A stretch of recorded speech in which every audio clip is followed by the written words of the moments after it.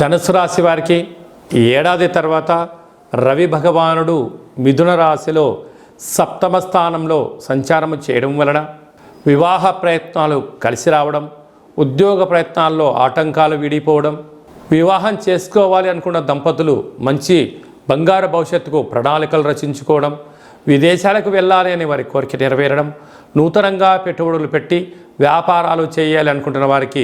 సకాలంలో ధనం అందడం, ప్రభుత్వం నుంచి, ప్రైవేట్ రంగాల నుంచి, తల్లిదండ్రుల నుంచి అన్ని విధాల ధనం అంది అనుకున్నటువంటి విజయానికి వీరి కేంద్ర బిందువు కాబోతున్నారు. విలువైనటువంటి వస్తువులు, బంగారు ఆభరణాలు, నూతన వస్త్రాలు కొనుగోలు, క్రయ విక్రయాలు యోగదాయకం అయిపోతాయి.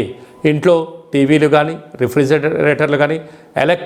ఎలక్ట్రానిక్ వస్తువులు, బంగారు ఆభరణాలు, వజ్రాలు, వైఢూర్య ఆభరణాలు, క్రయ విక్రయాలు మనశ్శాంతి